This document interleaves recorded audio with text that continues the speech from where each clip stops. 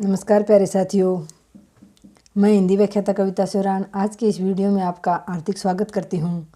कैसे हो आप सब? उम्मीद करती हूँ आप सब अच्छे होंगे और खूब मन लगाकर पढ़ाई कर रहे होंगे। साथियों, आज था संडे और रात के 9 बजने को आए। अब जाकर थोड़ा सा 5-10 मिनट का छोटा सा वीडियो आपके लिए बनाने के लिए टाइम निकाला है बड़ी मुश्किल से। आप लोग टेस्ट सीरीज़ के बारे में पूछते रहते हो या प्रैक्टिस सेट के बारे में, उस पर आज हम बात करेंगे। और मेरा ये कौन सा अटेम्प्ट था, वैसे तो मैंने कई बार बताया भी है, लेकिन जो नए साथी जुड़ते हैं वो पूछते हैं कि मैंने कितनी बार फर्स्ट ग्रेड की तैयारी किया, कौन सा अटेम्प्ट था मेरा जिसमें मेरा चयन हुआ है। तो आज हम इस पर बात करेंगे साथियों। आज संडे था, जैसा कि मेरा स्कूल जो है वो मेरे घर से बहुत दूर है, तो डेली तो अप डाउन हो नहीं पाता है। शनिवार को घर आना होता है और सोमवार को वापस चली जाती हूँ। तो साथियों, 7 दिन का ही काम इतना ज़्यादा हो जाता है घर में कि बस पूछो मत। और फिर पिछले संडे को जैसे कि होली थी तो मैं अपनी माँ के पास मायके चली गई थी, तो इस बार तो 15 दिन का काम हो गया था घर पे। यानी कल शनिवार को 5 बजे घर पहुँची थी, तब से लेकर अब रात को संडे के 9 बजने को आए हैं।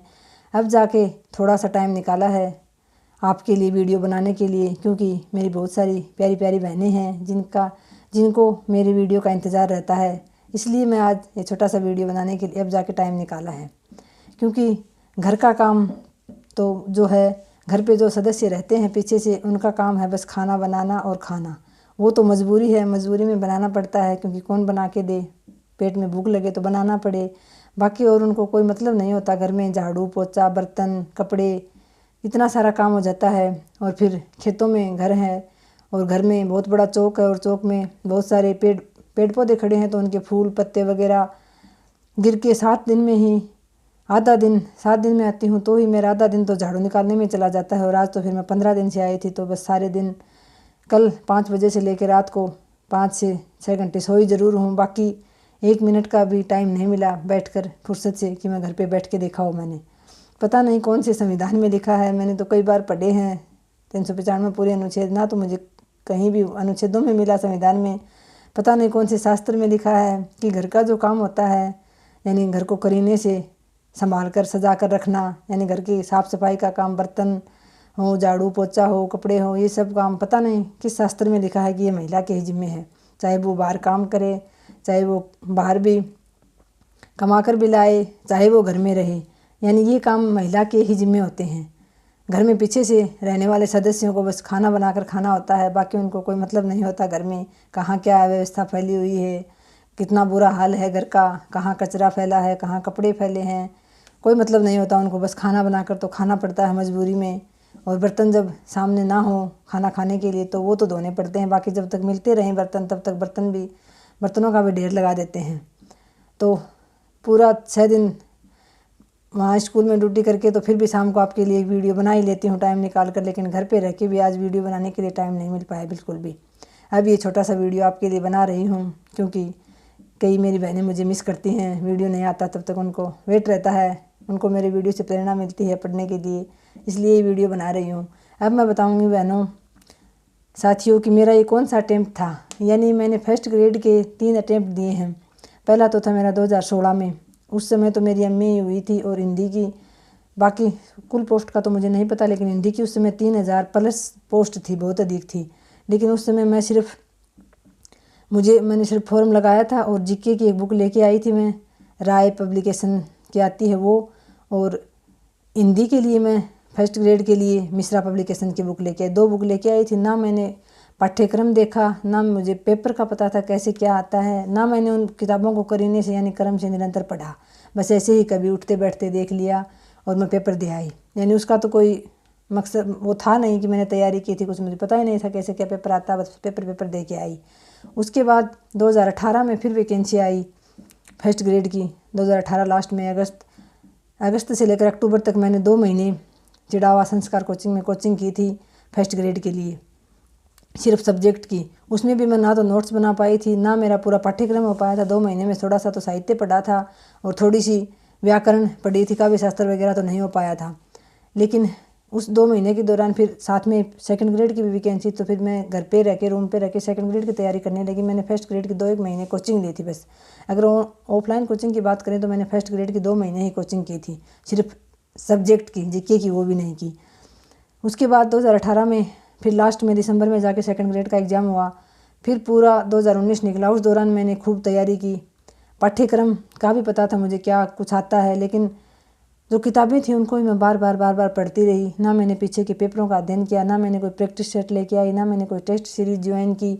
बस मेरे पास किताबें थी, उनको ही मैं बार बार पढ़ती रही। आचार्य रामचंद्र शुक्ल जी का और नगेंद्र जी का मेरे पास इतिहास ग्रंथ थे, तो उनको पढ़ा। और बाकी मेरे पास थोड़े बहुत नोट्स थे जो 2 महीने में बने थे, उनको ही मैं बार बार पढ़ती रही। पढ़ी बहुत, लेकिन वो मेरा तरीका सही नहीं था पढ़ने का, तो उसमें भी मैं 10 से 15 अंक दूर रह गई थी मेरिट से। 2019 की बजाय वो 2019 पूरा निकल गया था, उसमें 2020 में जाके जनवरी में वो एग्ज़ाम हुआ था फर्स्ट ग्रेड का, उसमें भी मैं दूर ही रह गई थी। और तो ये मेरा तीसरा अटेम्प्ट था जिसमें मेरा चयन हो गया है। इसमें मैंने लगभग 1 साल जमकर तैयारी की थी। मैंने अक्टूबर 2021 में तैयारी शुरू कर दी थी। कोर्स ले लिया था जीके के लिए, तो जैसे कई बार बताया है मैंने, अजय चौधरी सर का इतिहास के 15 क्वेश्चनों का और साइकोलॉजी का तो अजय चौधरी सर का ले लिया था। बाकी मैं यूट्यूब से वीडियो देखकर जीके के लिए भी नोट्स बनाती थी। जैसे राजस्थान ज्योग्राफी के भी मैंने नोट्स बनाए थे मधुसूदन सर के। ऐसे करके मैं यूट्यूब का मैंने ज़्यादा उपयोग किया था। यूट्यूब से देख देख के मैं नोट्स बनाती रहती थी। और वैसे मैंने बताया आपको, हिंदी के लिए मैंने कविता माहेश्वरी दी जो है उनके नोट्स बनाए थे। बाकी मेरे पास पहले के थोड़े बहुत नोट्स थे, उनसे पढ़ा था मैंने। और जब पाठ्यक्रम चेंज हो गया था मई 2022 में, तब मैंने मैया सर का कोर्स लिया था, जिसके मैंने वीडियो सुने थे। ना मैंने PDF निकलवाई थी, ना मैंने उनके नोट्स बनाए थे। तो ये तो रही साथियों मेरे थर्ड अटेम्प्ट। मेरा कौन सा अटेम्प्ट था, तो मैंने फर्स्ट ग्रेड का है, तीसरा चांस था मेरा, तीसरे में मेरा हो गया चयन। इसके अलावा सेकंड ग्रेड के मैंने 3-4 पेपर दिए। मेरा प्रथम प्रयास 2014 में बीएड करते ही था सेकंड ग्रेड का। उसके बाद एक सेकंड ग्रेड 2017 में हुआ था, एक 18 के लास्ट में हुआ था, वो 3, और एक अब 2022 में हुआ दिसंबर में। 4 मेरे सेकंड ग्रेड के हो गए थे। तो ये मेरी कोशिश थी जिसमें मैं फर्स्ट ग्रेड का तो मेरा तीसरा चांस था, इसमें मेरा फाइनल चयन हो गया है। 2 महीने हो गए मुझे ड्यूटी ज्वाइन की हुई। इसके अलावा अगर साथियों आप प्रैक्टिस सेट की बात करें, बार बार पूछते रहते हैं कि मैम प्रैक्टिस सेट बताएं, तो अगर मैंने कोई प्रयोग में लिया हो तो मैं आपको बताऊं। देखो, ना तो मैं कोई टेस्ट सीरीज ज्वाइन कर पाई थी, ना मैंने कोई प्रैक्टिस सेट लेके आई थी मैं, क्योंकि मुझे लगता था कि मेरा जितना टाइम मुझे मिलता उतना मैं प्रैक्टिस सेट की बजाय मैंने पिछले प्रश्न पत्रों का अध्ययन जरूर किया था जो मेरे पास थे। 2014 से लेकर अब तक के मैंने जितने भी पेपर दिए हैं वो सारे पेपर मेरे पास हैं। उन सभी पेपरों का मैंने अध्ययन जरूर किया था गहनता से। बाकी मैं कोई प्रैक्टिस सेट नहीं ला पाई थी, ना मैंने कोई टेस्ट सीरीज ज्वाइन की थी। तो मैं क्या बताऊं। अब वैसे तो अगर आप लेना चाहें तो सुमन लता मैम जो है हिंदी की, उनके भी आते हैं प्रैक्टिस सेट। तो इसके अलावा घनश्याम पारिक सर हैं झुंझुनू से, उनके भी प्रैक्टिस सेट आते हैं। टेस्ट सीरीज भी हैं सभी की, मैया सर की भी हैं, मिश्रा सर की भी हैं। तो हिंदी के जो नाम मैं जानती हूँ मैंने आपको बता दिया। आप किसी की भी प्रैक्टिस सेट ले सकते हैं। मेरे से आप बार बार पूछ रहे हैं, तो मैंने जब कोई प्रयोग ही नहीं की तो मैं कैसे बताऊँ आपको। ना मैं कोई टेस्ट सीरीज ज्वाइन कर पाई थी। टेस्ट सीरीज़ के बारे में मेरा आपसे यही कहना है कि अगर आपका पाठ्यक्रम 2 से 3 बार बहुत शानदार तरीके से हो गया है, आपने पढ़ लिया है, तैयार कर लिया है, तो आपकी टेस्ट सीरीज ज्वाइन आप कर सकते हैं। क्योंकि टेस्ट सीरीज से आपको एक तो हम 1-2 से 3 बार पाठ्यक्रम पढ़ने के बाद उस पाठ्यक्रम से हम ऊब जाते हैं। हमें ये लगता है कि ये तो हमें याद ही हो गया, बार बार वही चीज़ पढ़ने को मन नहीं करती। अगर आप टेस्ट सीरीज ज्वाइन करते हैं तो आप दोबारा से आपका सिरे से रिविज़न होता रहेगा, क्योंकि जिस टॉपिक का भी आपका टेस्ट होगा उसका आप तैयारी करोगे। एक आपको अपने स्तर का पता चलता रहेगा।